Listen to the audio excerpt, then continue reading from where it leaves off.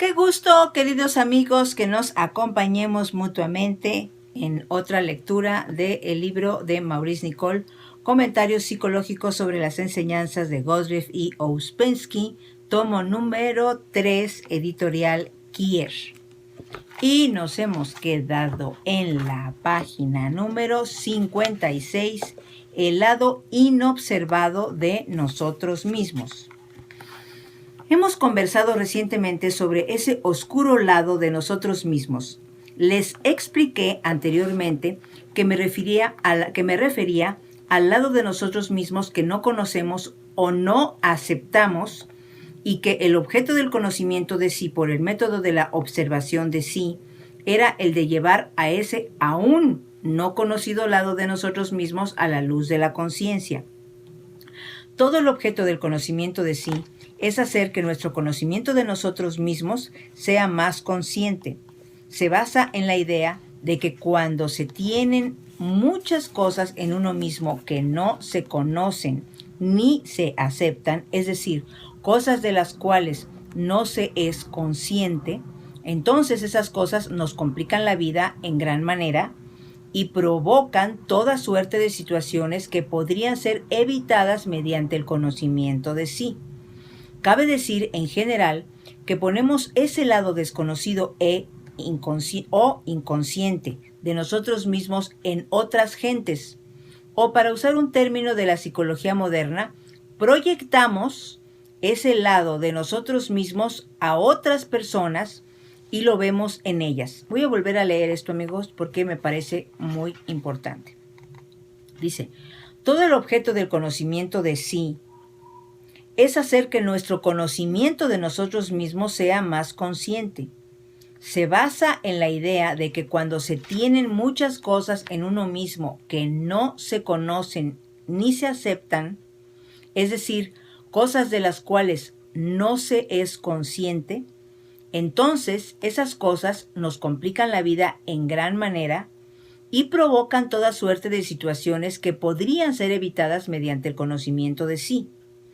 Cabe decir en general que ponemos ese lado desconocido o inconsciente de nosotros mismos en otras personas, o para usar un término de la psicología moderna, proyectamos ese lado de nosotros mismos a otras personas y lo vemos en ellas. Por ejemplo, las vemos como si fueran embusteras, infieles, mezquinas, faltas de confianza y demás, en relación con nuestras cualidades a este respecto.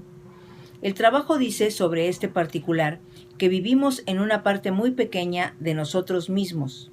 Significa ello que nuestra conciencia se extiende solo a una parte muy reducida de nosotros mismos.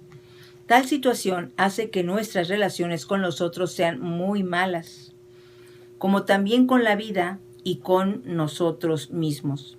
La idea de este trabajo es la de ampliar nuestra conciencia. Es preciso, nos dice, llegar a ser mucho más conscientes para que nosotros mismos, mediante una directa observación de sí, de tal modo que todos los mezquinos retratos de nosotros mismos que nos hemos hecho sean destruidos y empecemos a vivir en una edición ampliada de nosotros mismos. Una regla general en el trabajo es que cuando no nos entendemos con alguna persona, se puede tener la seguridad de que esta es la cosa misma contra la cual es preciso trabajar sobre uno mismo. Fíjate qué interesante. Voy a volver a leer, amigos. Una regla general en el trabajo es que cuando no nos entendemos con alguna persona, se puede tener la seguridad de que esta es la cosa misma contra la cual es preciso trabajar sobre uno mismo. Esto imparte una orientación por completo diferente y es, según mi parecer, el comienzo del verdadero trabajo. Lo que se critica tanto en los otros es algo que descansa en el lado oscuro de uno mismo y que no se conoce ni se quiere conocer ni se quiere reconocer. Solo se ve ese lado oscuro, ese lado inconsciente, desconocido de uno mismo, reflejado de tal modo en otra persona que ésta siempre tiene la culpa y no uno mismo.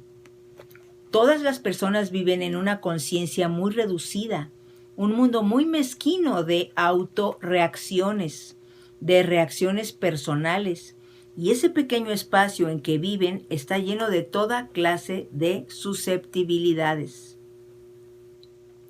Y como admitirán, algunas personas viven en esa pequeña parte de sí mismas en la cual la conciencia está confinada a una reducida zona de la totalidad de la psique. Lo que mantiene en nosotros esta pequeña conciencia es la acción de los topes, de los retratos que nos forjamos de nosotros mismos, de las opiniones fijas, de las actitudes negativas. Cuando estamos en tal condición, el lado oscuro de nosotros mismos es muy grande. Pero cuando la luz de la observación de sí se derrama en ese lado oscuro, la conciencia de nosotros mismos se acrecienta mediante el conocimiento de sí. Y al cabo de un tiempo empezamos a sentirnos diferentemente de lo que acostumbrábamos a sentirnos. El centro de gravedad del yo en nosotros empieza a desplazarse. En otras palabras, el yo imaginario, ese yo al que siempre servimos y mantenemos andando, que no es en absoluto nosotros mismos, empieza a disolverse. Hallamos que no somos en absoluto lo que imaginábamos ser, y a medida que esto tiene lugar, nuestras relaciones con la demás gente se expanden. En lugar de vivir en el estrecho mundo de los prejuicios, de las violentas simpatías y antipatías, debido a la expansión de la conciencia en nosotros mismos, nos hallamos en relaciones más amplias con la demás gente. Esto es debido al crecimiento de la conciencia mediante el método de la observación imparcial sobre el cual se funda todo el trabajo en su lado práctico. De resultas de ello, el sensitivo manojo de reacciones personales, el sentirse continuamente trastornado y herido, la incapacidad de hacer frente a las críticas de los otros, perdón, voy a hacer un poquito para acá el cuaderno, empieza a desaparecer y entramos en un mundo más amplio. Llegamos a ser más universales. Ya no alimentamos más nuestros retratos de nosotros mismos tal como lo hacíamos. Ya no pensamos más en nosotros mismos de esa manera tan exclusiva, sino que empezamos a darnos cuenta de nuestra propia impotencia, de modo que podemos soportar la impotencia de las otras personas. Ahora bien, el trabajo dice que debemos soportar las manifestaciones desagradables los unos de los otros. Voy a volver a leer, amigos. Ahora bien, el trabajo dice que debemos soportar las manifestaciones desagradables los unos de los otros. Pero es imposible soportar las manifestaciones desagradables los unos de los otros en el verdadero sentido del significado de la palabra, a no ser que veamos nuestras manifestaciones desagradables y las conozcamos y las aceptemos. Esto destruye todas las ilusiones de nosotros mismos. Al menos de aceptar el lado de nosotros que censura, seremos siempre negativos, porque este manojo sensitivo de reacciones personales rodeado por la oscuridad de uno mismo que no se conoce o no se quiere reconocer, es la principal cosa que hay que enfrentar en la vida. Y es algo que es completamente inadaptado a la vida, algo incompleto, inadecuado, que nos hace desdichados a todo lo largo de nuestra vida, a no ser que se corrija por medio de un trabajo consciente sobre sí. Nuestro pequeño ego mundo personal se sentirá trastornado a cada momento, y careceremos de energía para la vida y de aguante, a menos que hagamos frente a ese lado oscuro, reconociéndolo conscientemente y dándonos cuenta de todo lo que censuramos en los otros y que eso se haya, y voy a volver a leer, y dándonos cuenta que todo lo que censuramos en los otros haya su expresión en todo momento en nosotros, pero que no lo incluimos en nuestra conciencia de nosotros mismos. Por eso el trabajo hace tanto hincapié en el yo imaginario en el que vive la gente. Supongamos que critica a un hombre que ha logrado tener conciencia de una gran parte de su lado oscuro.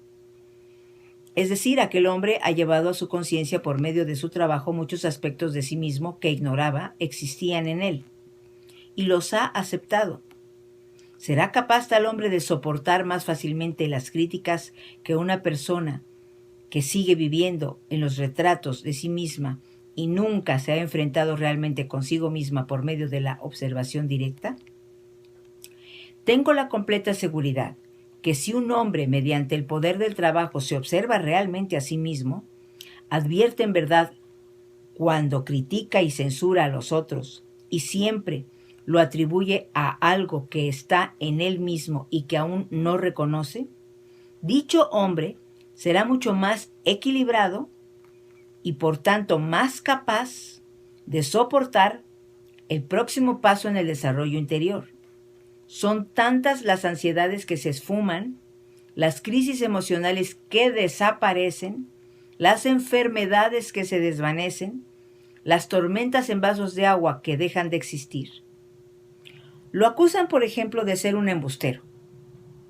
Se defiende furiosamente, practica todas las artes de autojustificación, las cuales, les recuerdo, es una de las cosas específicas sobre la cual debe trabajar, la autojustificación. Y resulta un inmenso tumulto. Desde luego usted es un embustero, pero si mantiene siempre su mentira fuera de su esfera consciente y se niega a conocerla y rehúsa reconocerla, ¿cómo puede aceptarla? Siempre se defiende en contra de sí mismo, con el fin de mantener su yo imaginario andando, su imaginación de lo que es. Pero supongamos que logra tener mucho más conciencia desde su manojo de sensitivas reacciones personales, ni desde un retrato de sí mismo, porque sabe muy bien que es también un mentiroso y que miente a menudo. Por lo tanto, aceptará las críticas sin inmutarse. En el trabajo se dicen muchas cosas sobre la comprensión de nuestra nadidad.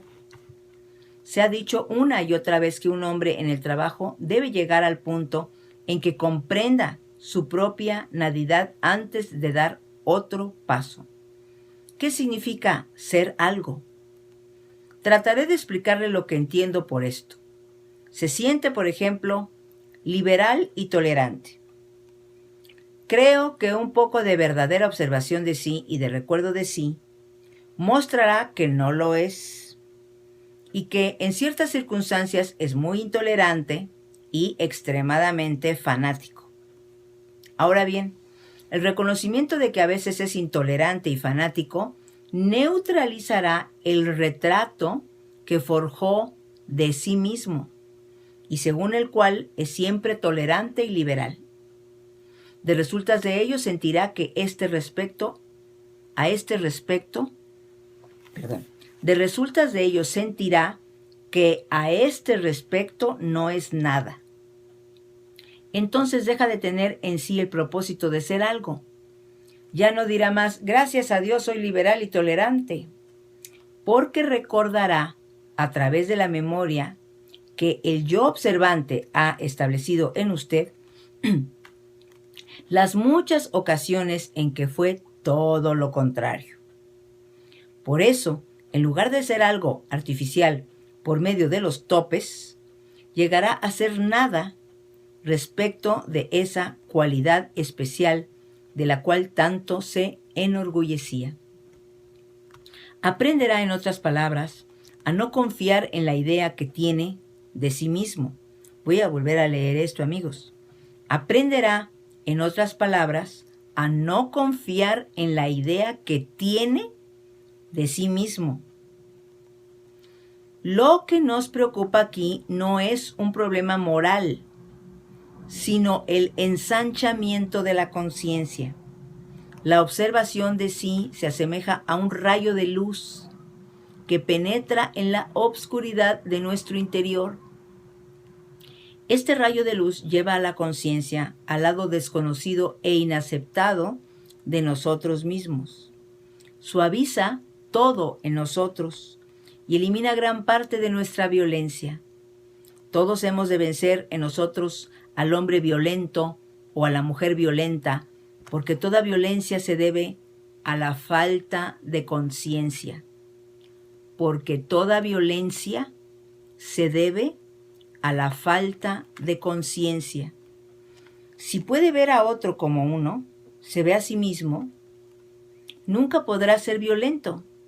Si puede ver a otro como uno, si puede ver a otro como uno se ve a sí mismo, nunca podrá ser violento hacia el otro.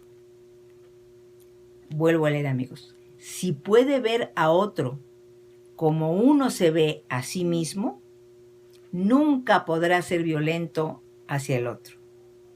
Notará que se deja dominar por la violencia solo cuando cree que no se asemeja a la otra persona, que no es tan bruto o bestia o tan mentiroso.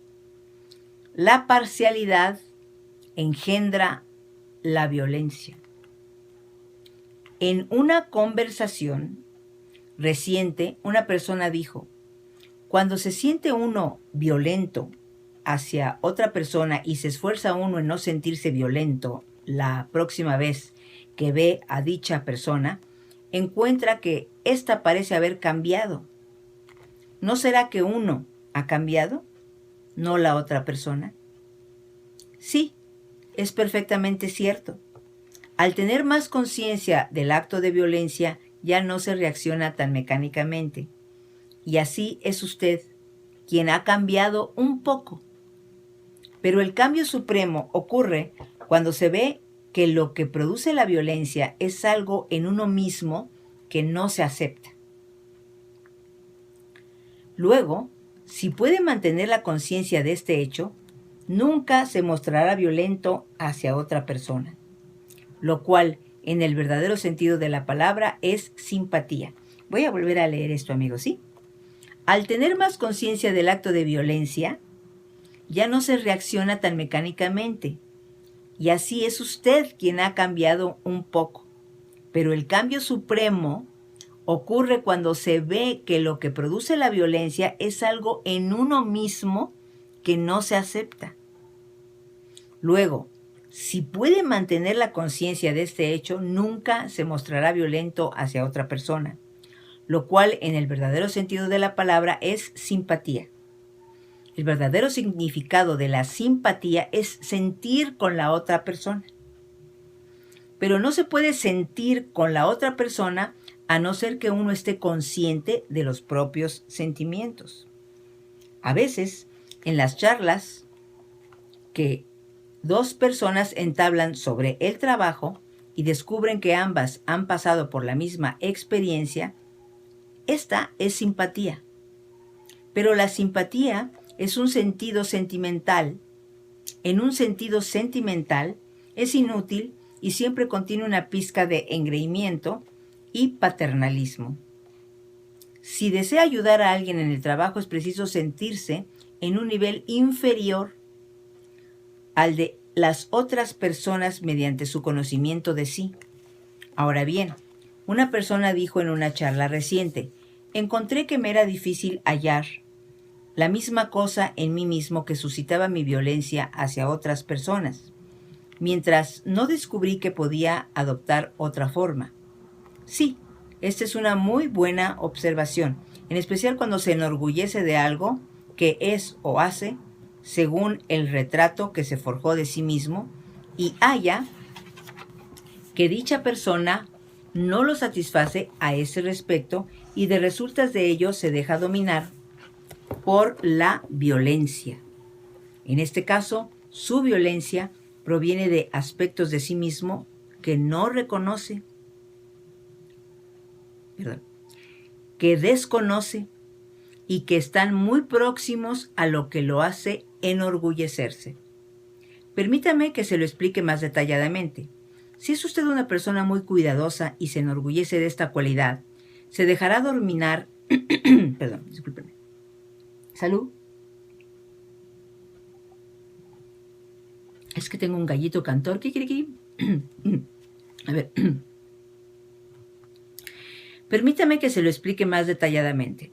Si es usted una persona muy cuidadosa y se enorgullece de esta cualidad, se dejará dominar por la violencia con una persona a la que juzga no cuidadosa según sus normas.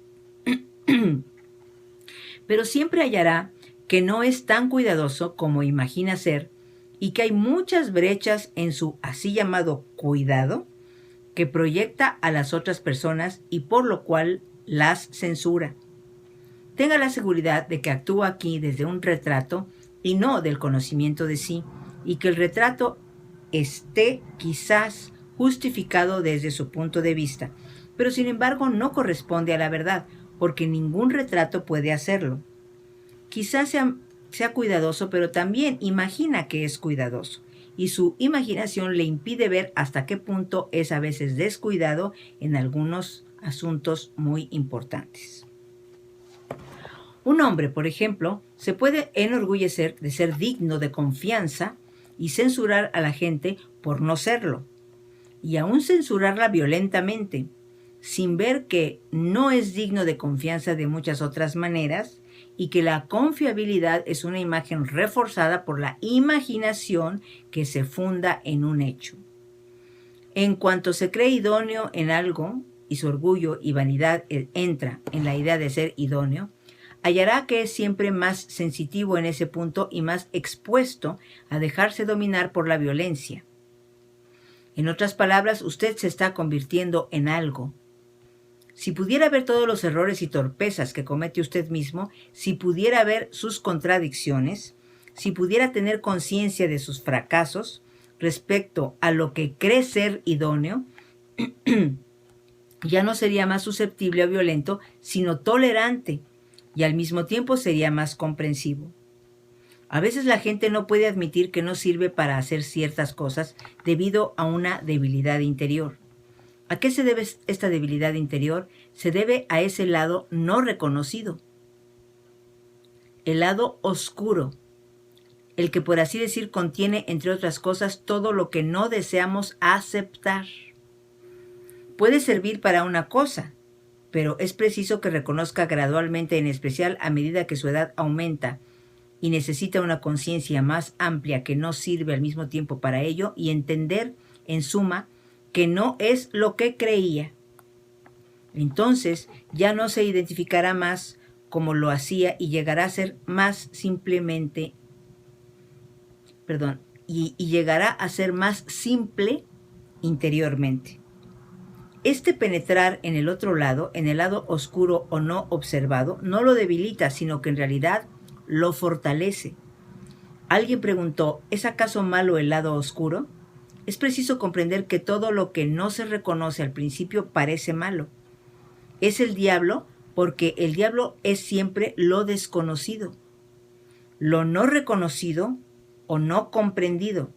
Si alguien hubiera descubierto la radio hace algunos siglos, lo hubieran quemado como un agente del diablo. El lado oscuro nada significa que sea en sí malo. Significa simplemente que es malo para usted con su presente estimación de sí mismo. Es malo para usted porque cuando lo admite en su conciencia, su presente estimación de sí mismo cambiará. De resultas de ello será mucho mejor de lo que era antes. Será mucho mejor porque su presente estimación de sí mismo, mantenida por la imaginación y los topes, y por los retratos y por el continuo mentir, ha sido debilitada. Y usted ha entrado en un mundo más extenso de conciencia. No debería pensar que su lado oscuro es malo, salvo para su yo imaginario, que es el peor de sus males. Si su yo imaginario, que es el peor de sus males, si su yo imaginario está lleno de imaginación sobre lo que usted es, y si esa imaginación es destruida por admitir lo que es antagónico para usted, empezará a perder ese yo imaginario equivocado, susceptible, y su conciencia se acrecentará.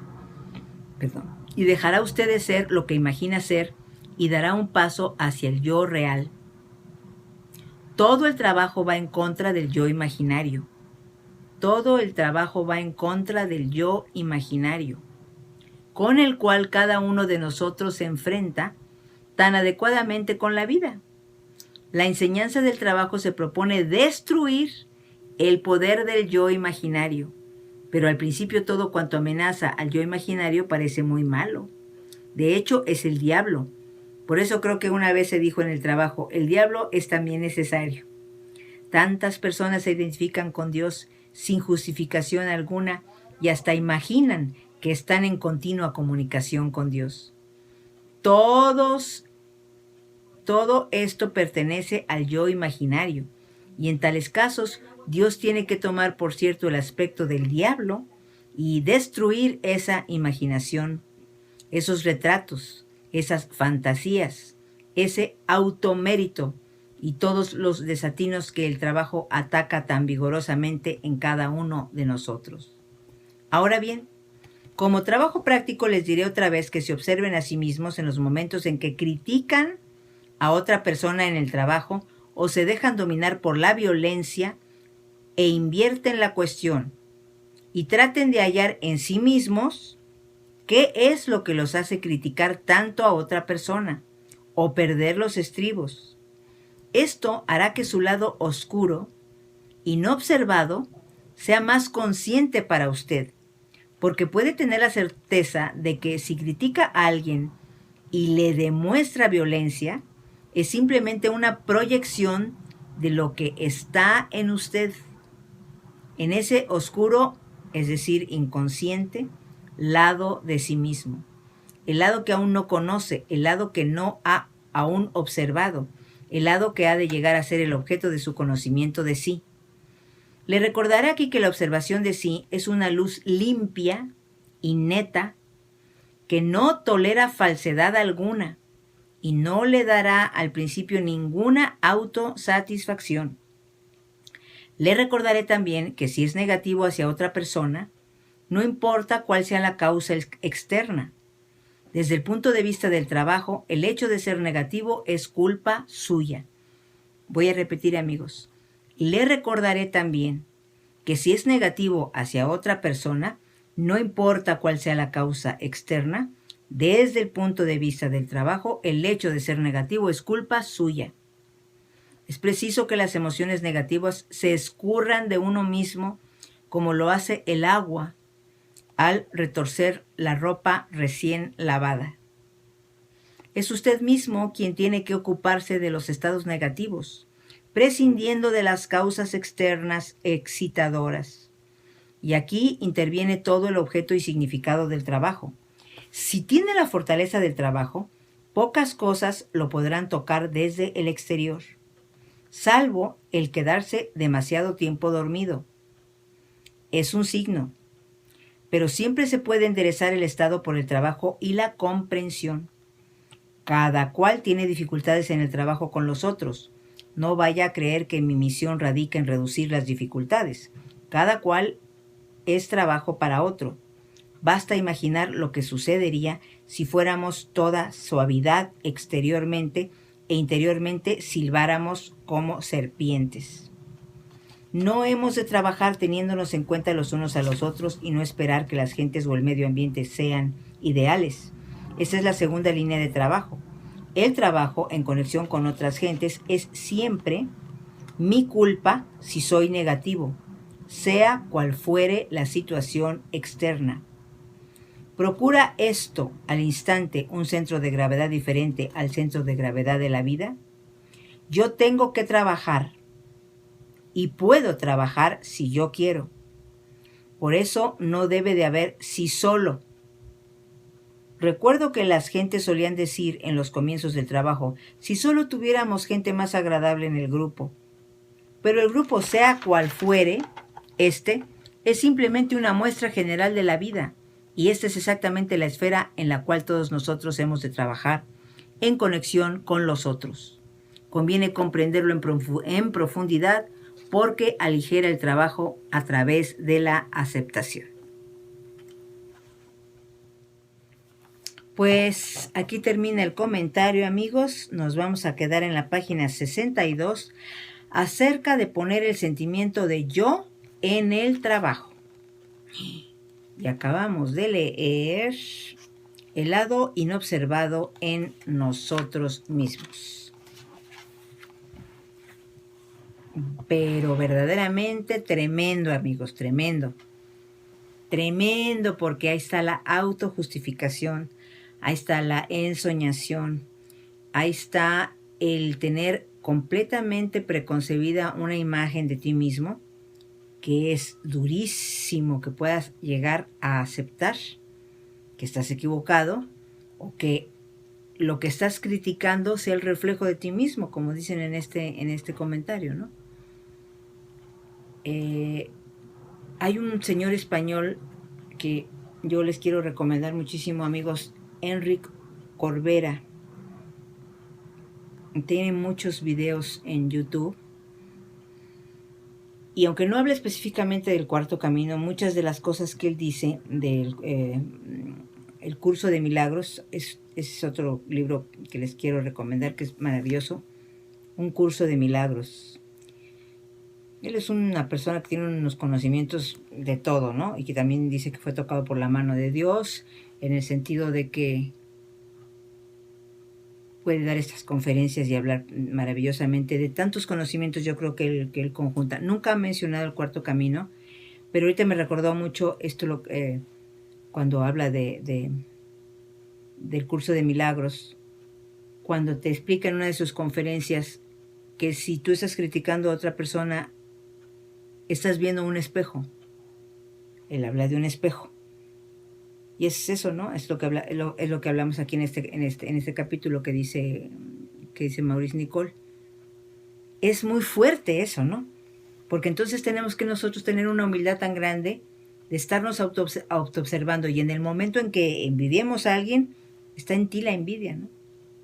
Está en ti ese sentimiento o en el momento en que, digamos, esa persona es envidiosa, si nos autoanalizamos con verdadera humildad y sinceridad, la envidia la tenemos ahí nosotros. Es muy duro porque uno puede decir, no, eso no es cierto. Yo estoy criticando porque sé que esa persona tiene ese defecto, yo no lo tengo. Bueno, pues nos podemos quedar con ahí está la cosa, con ese tope que nos impide ver, o por lo menos darnos la oportunidad de intentar hacer el ejercicio, ¿no? Cuando nos cachemos con una actitud mental hacia otro ser humano, reflexionar un poquito. ¿Y yo qué tan verdaderamente envidioso soy? ¿O qué tan verdaderamente justo? Esa persona es una injusta. Toda la vida hace cosas extremosas, ¿no? Bueno, ahora, ¿qué tan injusto o qué tan extremoso en algunas ocasiones soy yo? Pero de corazón, ese trabajo, lo más bonito es que, como les repito casi en todos los capítulos, para mi humilde manera de pensar, no hay que demostrarle nada a nadie. Nadie va a poner un jurado enfrente de nosotros para ver, a ver si lo estás haciendo bien, a ver si lo estás haciendo mal. No, mira, aquí le tienes que ir para acá, para allá. Nadie más que uno mismo. Porque uno mismo es el que verdaderamente, con humildad y con amor y con la tranquilidad, como dicen aquí, de ver que en un momento dado necesitamos un poquito abrirnos a ver la oscuridad. No tanto a pelearnos con esa oscuridad, nada más a observarla. A observarla para poder irla desentrañando y quitando y diciendo, pues fíjate que lo que estoy criticando en la otra persona lo tengo yo.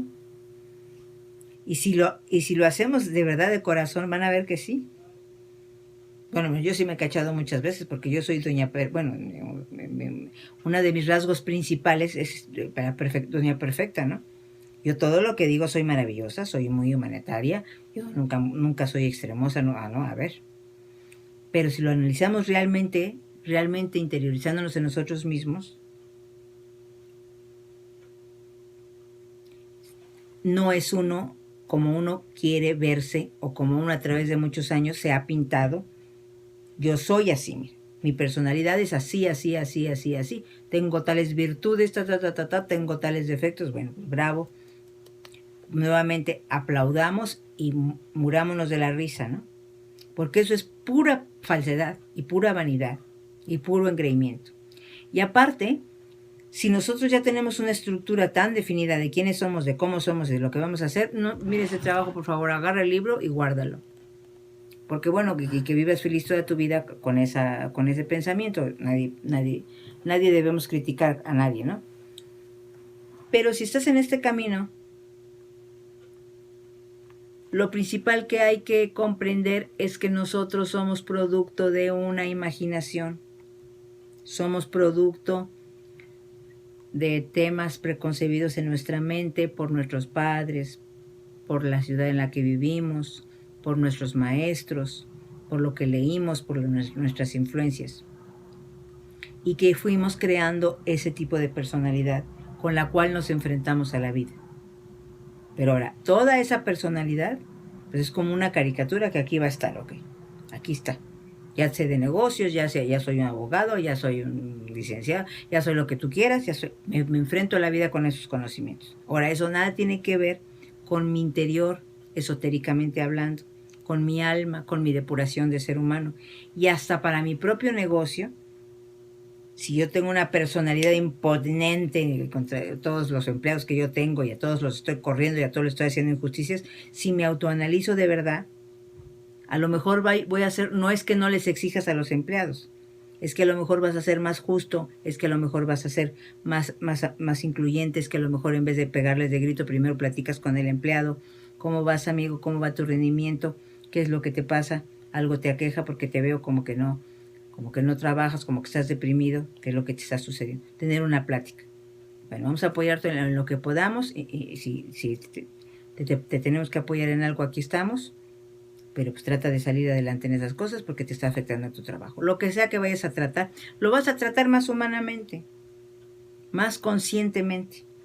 Y bueno, amigos, pues ya me extendí muchísimo, pero es un comentario extremadamente difícil, extremadamente interesante, el ir observándonos, sobre todo el lado más oscuro, el lado que ni nosotros mismos queremos hacer conscientes. Bueno, yo no soy así. No, ¿qué te pasa? Yo soy una persona muy buena.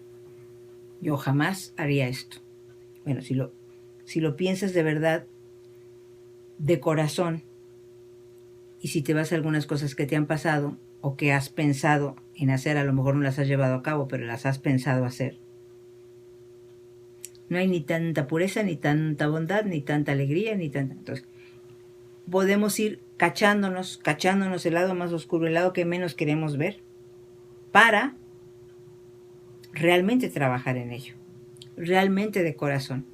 Y entonces podríamos hacer el ejercicio de que en un momento dado, como dicen en este capítulo, cuando nos encontremos a lo mejor con esa persona que tanto nos irrita, si sabemos que lo que nos irrita de esa persona está en nosotros mismos y lo vamos trabajando y lo vamos comprendiendo y lo vamos aceptando y lo vamos tratando de diluir, a lo mejor cuando veamos a esa persona ya no la vemos igual porque ya no lo tenemos nosotros.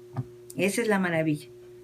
Si ya no tenemos esa sanguijuela ahí, ya no la vamos a ver reflejada en la otra persona, porque ya nosotros mismos la hemos depurado y porque ya vamos a comprender que esa persona es tan mecánica y está pasando por cosas tan fuertes como nosotros. Pues muchas gracias, amigos, por acompañarme. Nos vemos en una próxima lectura.